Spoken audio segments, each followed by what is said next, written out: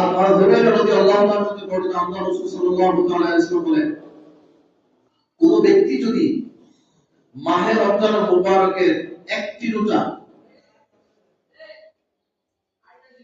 কোন ওজোর কিংবা কোন রোগ তাপের জন্য কোন বিশেষ কারণে সে ভেঙে ফেলছে, কারণে কোন সমস্যার কারণে কোন ত্রুটি বিচ্ছুতির কারণে কি করছে, ভেঙে ফেলছে, সেটা যদি সারা বছর যদি সে রোজা রাখে, সে যদি সারা বছর কি করে রোজা রাখে, তাহলে সে কি করতে পারবে না,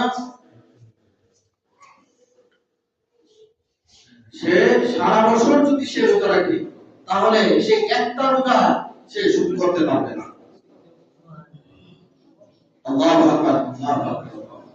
চিন্তা করছে, সে যদি সারা বছর রোজা রাখে, মাহে রমজানের একটা রোজা সে কি করতে পারবে না, পরিশোধ করতে পারবে না, তাহলে একটা রোজার দাম সারা বছর রোজা রাখার চেয়ে বেশি।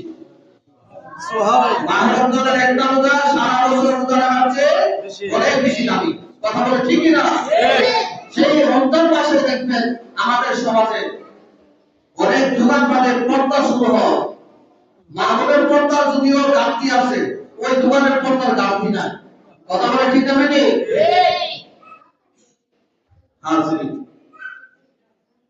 বলবো, দোকানের পর্দা দেওয়া ফরজ না, দোকানের পর্দা দেওয়া ফরজ না, চায়ের স্টোরে কিংবা হোটেলগুলোতে প্রকাশ্যে দিবালোকের নেই। এগুলো হচ্ছে কেন জানেন? আমাদের এই শাসন ব্যবস্থা, এই আমাদের প্রশাসনিক, আমাদের রাষ্ট্রীয় শাসন ব্যবস্থা ইসলামিক শাসন ব্যবস্থা নয়, সেই জন্য। আজকে যদি ইসলামিক কোন শাসন ব্যবস্থা আসতো, আহলে সুন্নাতের পক্ষে, কোরআন সুন্নাহর পক্ষে যদি ইসলামিক শাসন ব্যবস্থা আসতো, প্রকাশ্যে দোকানপাট খোলা তো দূরের কথা, এভাবে পর্দা যদি দিত, উপযুক্ত তাকে বিচারের ব্যবস্থায় করার ব্যবস্থা হইত। কথা বলে ঠিক না?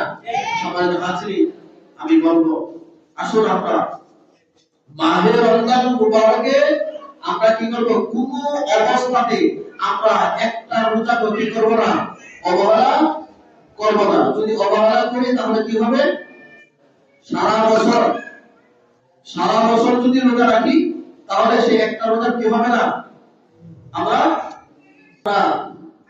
কাফারা পরিশোধ করতে পারবো।